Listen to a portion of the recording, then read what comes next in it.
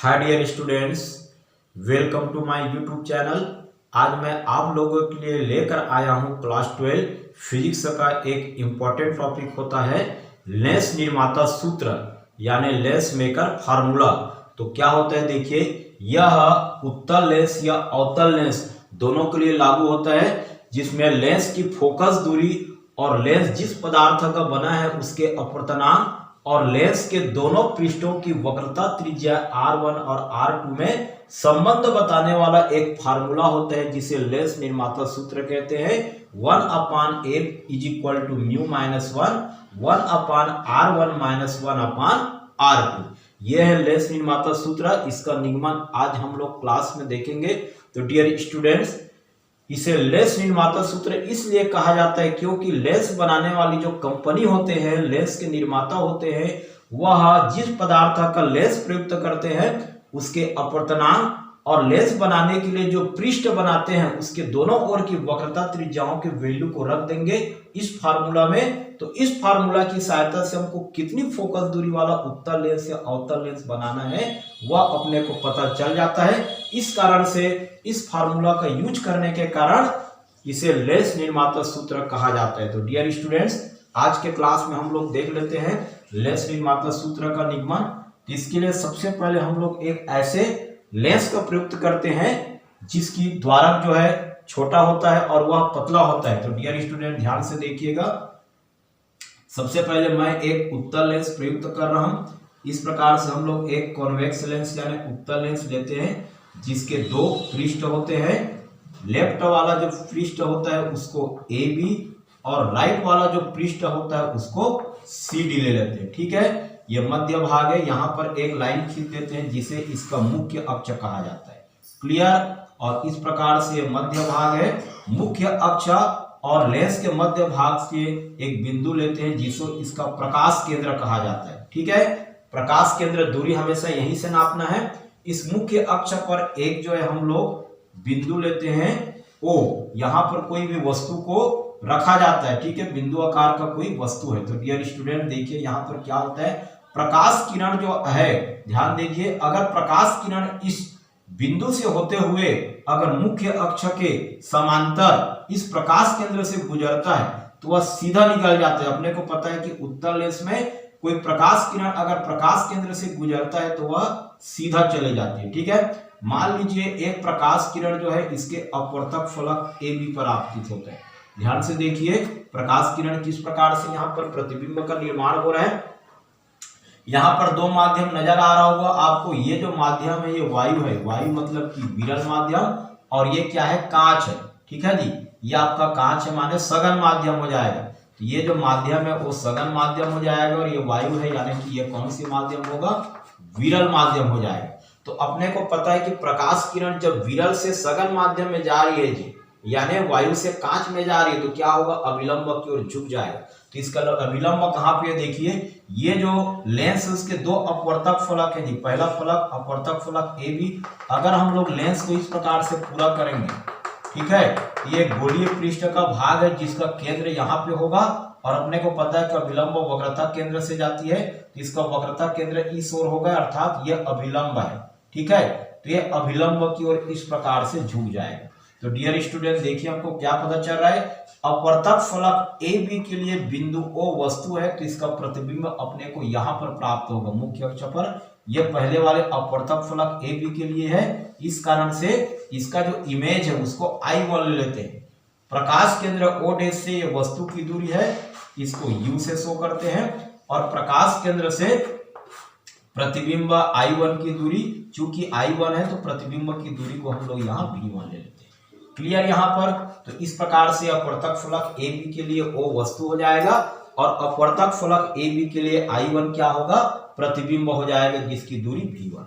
Clear यहाँ तक। अब ध्यान दीजिए डियर स्टूडेंट, अपवर्तक फलक हम लोग सी डी को देखते हैं। सी डी देखिए, गोले का जो भाग है गोलीय पृष्ठ का वो किसका होगा, अर्थात इधर जो अभिलंब होगा वो इस ओर होगा। ये जो इमेज I1 है वो अपवर्तक फलक ए बी के लिए है, लेकिन ध्यान दीजिए ये जो इमेज I1 है वो अपवर्तक फलक CD के लिए वस्तु का काम करेगा और प्रकाश किरण जब इस प्रकार से इस पर पड़ेगा तो चूंकि यहाँ पर माध्यम बदल रहा है यानी प्रकाश किरण अब कांच से वायु में जा रहे थे, ठीक है, तो कांच से वायु में जाएगा तो देखिए डियर स्टूडेंट इस प्रकार से क्या होगा, ये आपका गोलीय पृष्ठ है जिसका अभिलंब इस ओर होगा। तो प्रकाश किरण अगर सघन से विरल में जाते हैं तो अभिलंब से दूर हट जाता है, ठीक है जी।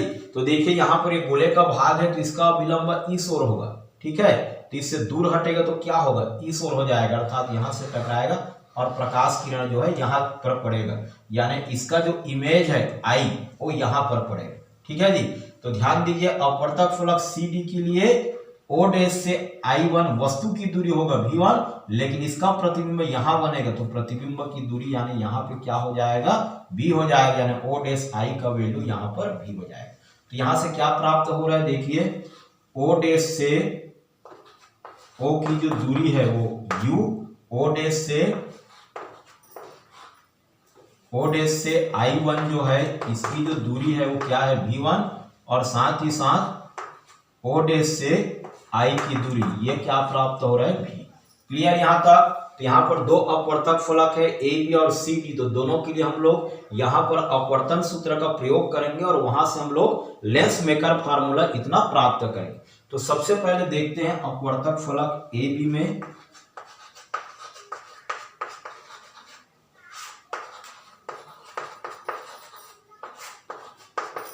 अपवर्तक फलक AB में यहाँ पर हम लोग प्रयुक्त करेंगे अपवर्तन सूत्र से। तो ध्यान दीजिए डियर स्टूडेंट, अपवर्तन सूत्र हम लोग पढ़ चुके हैं। गोलीय पृष्ठ का क्या होता है, mu minus 1 upon R is equal to mu upon V minus 1 upon U से इस फार्मूला का प्रयुक्त करेंगे। आर क्या चीज है, वक्रता त्रिज्या। देखिए यहां से यहां इस ओर की वक्रता त्रिज्या R1 और इस ओर की वक्रता त्रिज्या क्या हो जाएगा R2, लेंस के दोनों ओर की ये वक्रता त्रिज्या है। तो इस फार्मूला का प्रयोग करेंगे।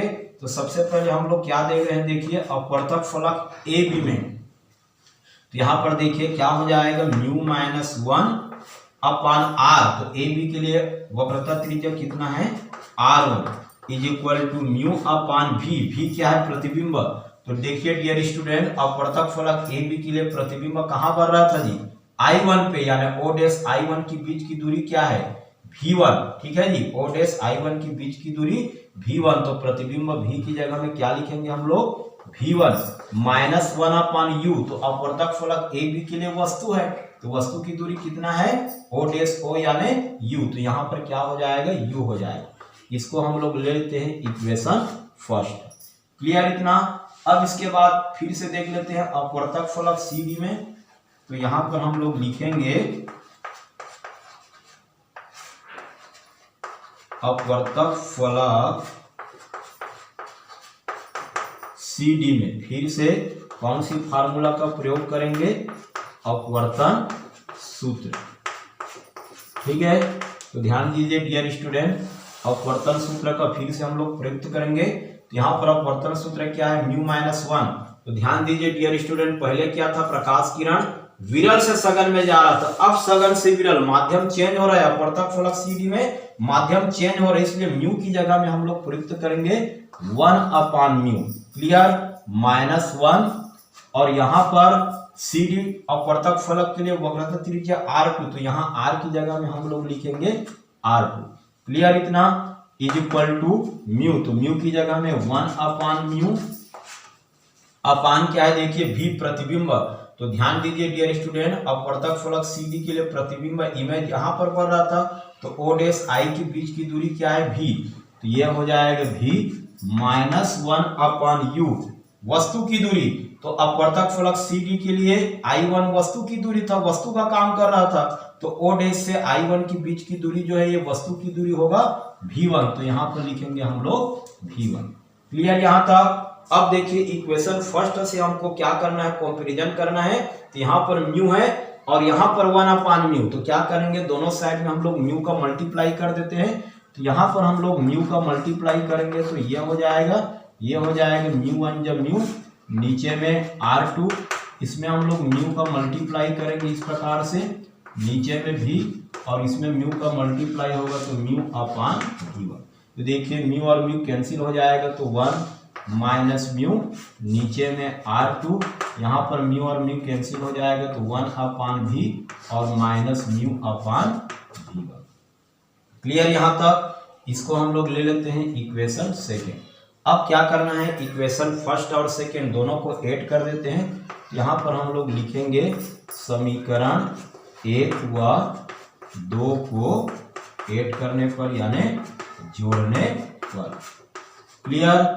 यहाँ पर जोड़ेंगे, देखिए इधर को हम लोग पहले लिख लेते हैं mu upon v1 minus 1/u। Clear? फिर यहाँ पर देखिए plus 1/v minus mu upon v1 is equal to mu upon v1 minus 1/u। इसका वैल्यू कितना इधर म्यू माइनस 1/r1, तो यहाँ पर हम लोग लिखेंगे म्यू माइनस 1/r1। क्लियर? फिर यहाँ पर plus 1/v minus mu upon v1, 1/v minus mu upon v1।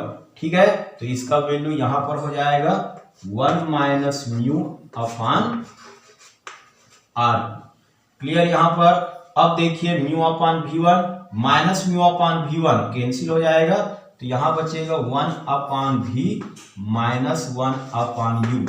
इधर देखिए म्यू माइनस 1/r1, तो डियर स्टूडेंट यहाँ देखिए म्यू माइनस 1 और राइट में क्या है 1 माइनस म्यू, तो हम लोग अगर माइनस को बाहर निकाल देंगे तो 1 माइनस म्यू क्या हो जाएगा म्यू माइनस 1 हो जाएगा, और नीचे में क्या मिलेगा r।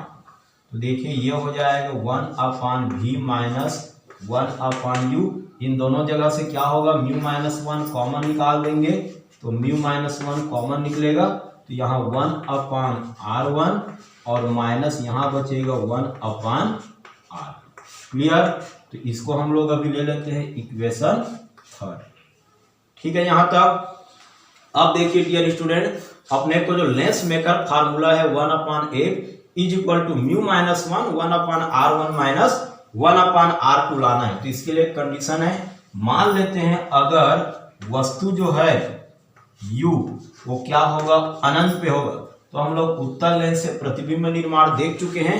अगर वस्तु अनंत पे होता है तो उसकी प्रतिबिंब कहाँ पे बनता है फोकस पे बनता है। तो वस्तु की दूरी v जो है, अगर वह वस्तु की दूरी u अनंत पे है तो प्रतिबिंब कहाँ बनेगा फोकस पे बनेगा, इसलिए प्रतिबिंब की दूरी v क्या लिखना है 8 लिखना है अगर वस्तु u कहाँ हो अनंत। तो इसमें लिख देते हैं, देखिए यहाँ पर हम लोग रखेंगे v की जगह में 8 माइनस 1/u का वैल्यू क्या रखना है अनंत, और इधर म्यू माइनस 1 और ब्रैकेट में 1/r1 और माइनस 1/r। तो देखिए डियर स्टूडेंट 1/इनफाइनाइट क्या हो जाएगा 0, तो इधर बचेगा 1/8 is equal to mu minus 1 और इधर ब्रैकेट में 1/r1 और माइनस 1/r2। यह हो जाएगा इक्वेशन 4। और डियर स्टूडेंट्स ये जो इक्वेशन 4 प्राप्त हुआ है 1/8 is equal to mu minus 1 bracket में 1/r1 माइनस 1/r2, यही आपका क्या हो जाएगा लेंस निर्माता सूत्र है। चाहे उत्तल लेंस हो, चाहे अवतल लेंस हो, चाहे प्रतिबिंब आपका आभासी बने, चाहे वास्तविक बने। तो डियर स्टूडेंट इस प्रकार से आप लोग जो है एग्जाम में इसको लिख सकते हैं। तो डियर स्टूडेंट इसी प्रकार से फिजिक्स के और भी नॉलेज के लिए मेरे यूट्यूब चैनल पर बने रहिए और वीडियो को देखते रहिए। Thank you.